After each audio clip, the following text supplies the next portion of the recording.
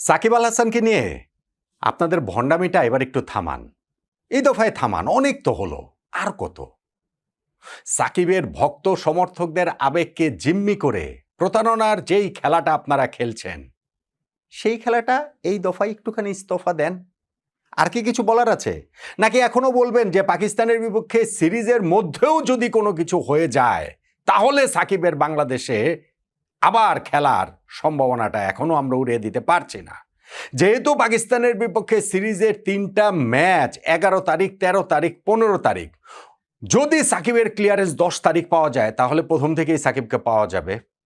যদি 12 তারিখে পাওয়া যায় তাহলে 13 তারিখের ম্যাচে সাকিব খেলাবো, এমনকি যদি 14 তারিখে পাওয়া যায় 15 তারিখের ম্যাচে সাকিবকে খেলাবো। এগুলো ছাড়েন না। অনেক তো হলো না? মানুষের সাথে অনেক প্রতারণা করলেন না? মানুষের সাথে অনেক ভণ্ডামি করলেন না? মানুষ তো এগুলো এখন বোঝে। সমর্থকদের একটা আবেগ রয়েছে, পাগল পাড়া একটা আবেগ রয়েছে এবং একটা প্রত্যাশার জায়গা রয়েছে। সেই কারণে তারা বারবার বোকা হয়, তারা বারবার ওই ফাঁদে পা দেয়। এই যে পাকিস্তানের বিপক্ষে ওয়ানডে সিরিজেও সাকিব আল হাসানকে দেখা যাবে, সেই জন্য বাংলাদেশ ক্রিকেট বোর্ড তোড়জোড় শুরু করে দিয়েছিল। তারা যে হচ্ছে গিয়ে সাকিবকে খেলেই দিচ্ছে, একের পর এক এরকম কথাবার্তা তারা বলছে। মিডিয়াতেও একের পর এক নিউজ আপনারা দেখতে পেয়েছেন যে কনফার্ম সাকিব 11 তারিখের ম্যাচে খেলবেন, কনফার্ম সাকিব 9 তারিখে বাংলাদেশে চলে আসবেন, কনফার্ম মার্চ মাসের শুরুতে চলে আসবেন। এগুলো বলে মানুষকে শুধু শুধু বোকা বানানো হয় এবং তাদের আবেগের সঙ্গে প্রতারণা করা হয়, এর চেয়ে বেশি কিছু না। সাকিব আল হাসান বাংলাদেশে ফেরার, বাংলাদেশের জার্সিতে আবার খেলার ব্যাপারে কখনোই অত কাছাকাছি ছিল না যত কাছাকাছি আপনারা দেখাতে চেয়েছেন। আজকে যখন পাকিস্তানের বিপক্ষে ওই 3 ম্যাচের ওয়ানডে সিরিজের জন্য বাংলাদেশের স্কোয়াড ঘোষণা করা হয়েছে, সেই স্কোয়াডটাতে যখন সাকিব আল হাসানের নাম নাই এবং সেটা নিয়ে যখন কোনো কথাবার্তাও নাই, আমাদের সিলেকশন প্যানেলের প্রধান যিনি গাজী আশরাফ হোসেন লিপু ভাই, তারও কোর্ট নাই, অন্য কারও কোনো কথাবার্তা নাই, তখন আসলে ওইটাই মনে হয় যে মানুষ সবসময়, আমাদের দেশের মানুষগুলো, এই যে ক্রিকেট পাগল মানুষগুলোকে বোকা পেয়ে সবাই মিলে তাদের আবেগের সঙ্গে মজা নেয়, প্রতারণা করে, শুধুমাত্র তাদেরকে একটু হাওয়া দিয়ে দিয়ে দিয়ে দিয়ে একটুখানি একটা জায়গা পর্যন্ত নিয়ে যায় যে সাকিব আল হাসান বাংলাদেশের হয়ে খেলছেন, বাংলাদেশে ফিরছেন। না, সাকিব বাংলাদেশের হয়ে খেলছেন না, সাকিব বাংলাদেশে ফিরছেনও না। পাকিস্তানের বিপক্ষে এই সিরিজে তো নাই। ভবিষ্যতে কখন, কোথায়, কিভাবে ফিরবেন সেইটাও প্রবল অনিশ্চয়তায়। যতটা অনিশ্চয়তা আগে ছিল তার চেয়ে অনিশ্চয়তা এখন মোটেও কমেনি। পাকিস্তানের বিপক্ষে 15 সদস্যের বাংলাদেশের যেই দলটা দেওয়া হয়েছে, শুধুমাত্র সেই দল নিয়ে আলোচনা করার কথাবার্তা ছিল, কিন্তু যেহেতু সাকিব আল হাসানের ইস্যুটা এত বড়, সেই কারণে ওইটা নিয়েই কথা বলছি। আমি সাকিবকে নিয়ে বলছি, তার আগে একটু দলটাকে যদি দেখে নেই।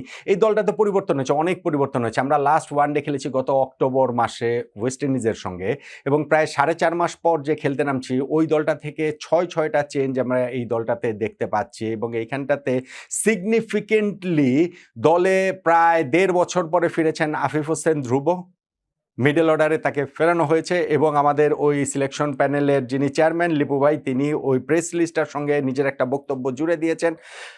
লিপু ভাইদের এই কমিটি, লিপু ভাই প্রধান নির্বাচক হিসাবে, তার তো দায়িত্বের মেয়াদকাল শেষ, এখন তার ওই যে ক্রিকেট বোর্ডের অনুদানে এক্সটেন্ডেড একটা পিরিয়ড তিনি কাটাচ্ছেন, এই 1 মাস পরে তিনি দায়িত্ব ছেড়ে দেবেন। এই সিলেকশন প্যানেল বাংলাদেশের ইতিহাসে কত ভালো কত খারাপ সেই আলোচনা অন্যভাবে করা যেতে পারে, কিন্তু প্রধান নির্বাচক হিসেবে গাজী আশরাফ হোসেন লিপু যে বাংলাদেশের ইতিহাসে সবচেয়ে কাওয়ার্ড, সবচেয়ে ভীতু, এটা নিয়ে কোনো সংশয়ের জায়গা নেই।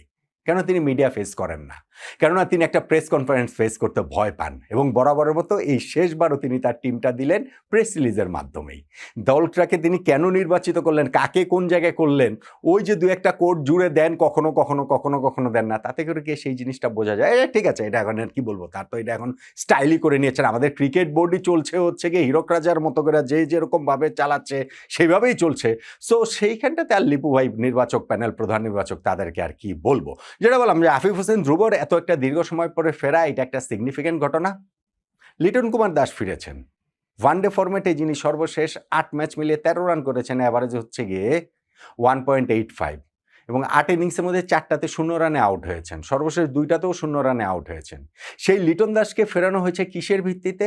লিপু ভাই যেই কোডটা দিয়েছেন সেই কোডটার মধ্যে, প্রেস রিলিজের মধ্যে রয়েছে, সেখানটাতে তিনি বলছেন যে লিটন হয়তো সাম্প্রতিক সময় ওই ফরম্যাটটাতে খুব একটা ভালো করছেন না, but you just can't overlook the experience of almost 100 international matches in this format. যে এই ফরম্যাটে প্রায় 100টা যে ইন্টারন্যাশনাল ম্যাচ লিটন দাস খেলছেন সেইটাকে ওভারলুক আপনি করতে পারেন না। আচ্ছা, লিটনকে যখন আপনারা লাস্ট বাদ দিয়েছেন তখনও লিটন 95টা ইন্টারন্যাশনাল ম্যাচে খেলেছিল, তারপরে তার ইন্টারন্যাশনাল এক্সপিরিয়েন্স একটা ম্যাচের জন্য বাড়ে নাই এই ফরম্যাটে, তখন বাদ দিয়েছিলেন কেন? লিটনকে ফেরাতেই পারেন, কোনো অসুবিধা নাই। বাংলাদেশের যেই টিম সেইখানটাতে তুলনামূলক কম খারাপ কে, সেইভাবেই টিম সিলেকশন হয়, কে বেশি ভালো সেইভাবে না। সো লিটনকে ফেরাতে পারেন, কিন্তু যদি এটার ব্যাখ্যা হিসাবে আপনি অফিসিয়াল প্রেস রিলিজের চিফ সিলেক্টর দেয় যে এটা ওভারলুক করা সম্ভব না, অলমোস্ট 100 ইন্টারন্যাশনাল ম্যাচ যে এই ফরম্যাটে খেলেছে তার এই এক্সপিরিয়েন্সটাকে, তার এক্সপিরিয়েন্স তো একটা ম্যাচও বাড়েনি, লাস্ট যেবার বাদ পড়েছেন তারপরে, তাহলে তখন বাদ দিয়েছিলেন কি কারণে? কে দিবে এই প্রশ্নের উত্তর? যাই হোক, লিটন ফিরেছেন সেটাও একটা সিগনিফিক্যান্ট একটা জায়গা। আর গত সিরিজের সেই দলটা থেকে জাকের আলী অনেক, শামীম পাটোয়ারি, নুরুল হাসান সোহান, নাসুম আহমেদ এরা হচ্ছে গিয়ে বাদ পড়েছেন ইনজুরির কারণে। তানজিম সাকিব, হাসান মাহমুদ তারা নেই। আমাদের যে 15 সদস্যের দলটা দেওয়া হয়েছে, লিটন দাসকে অবশ্যই এখানে মিডল অর্ডার ব্যাটসম্যান হিসেবে নেওয়া হয়েছে, সেটা বলা হয়েছে। আমাদের 15 সদস্যের দলটাতে আছেন তানজিদ হাসান তামিম, সাইফ হাসান, সৌম্য সরকার, নাজমুল হোসেন শান্ত, লিটন দাস, তাওহিদ হৃদয়, মাহিদুল ইসলাম অঙ্কন, আফিফ হোসেন ধ্রুব, মেহেদি হাসান মিরাজ, তানভীর রয়েছেন হচ্ছে গিয়ে স্পিনার, রিশাদ হোসেন, মুস্তাফিজুর রহমান, তাসকিন আহমেদ, শরীফুল ইসলাম এবং নাহিদ রানা। এই হচ্ছে গিয়ে মোটা দাগে আমাদের স্কোয়াড, যেখানে 8 জন প্রপার ব্যাটসম্যান, 7 জন বোলার, তার মধ্যে হচ্ছে গিয়ে 3 জন স্পিনার, 4 জন পেস বোলার।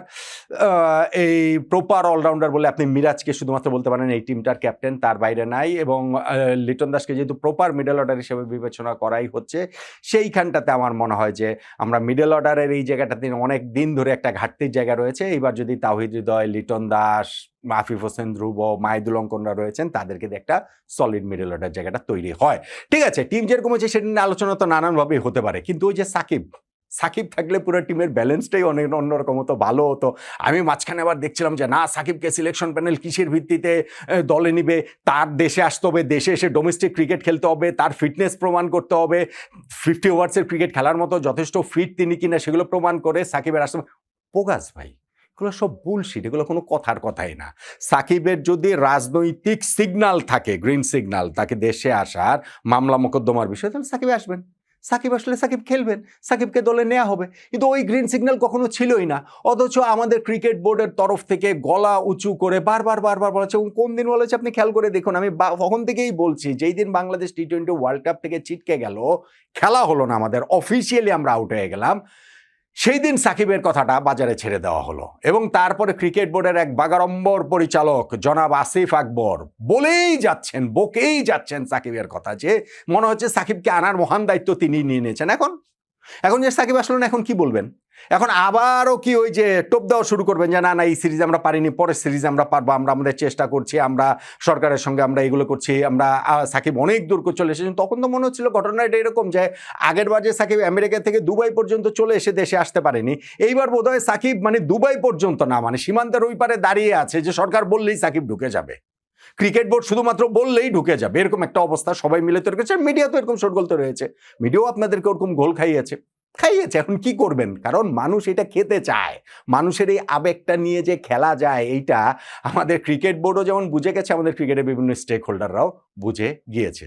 তো আমি বলছিলাম, আমি আগে অনেকবার এই সাকিব বিষয়ে অনেক আলোচনা করেছি না, এইবার কিন্তু আমি সাকিব নিয়ে খুব বেশি আলোচনা করিনি। শুধু আমি একটা ভিডিওতে বলেছিলাম যে যেরকম নিশ্চিত আপনারা মনে করছেন সাকিব আসছেন, ওরকম সাকিবের নিশ্চয়তা নেই।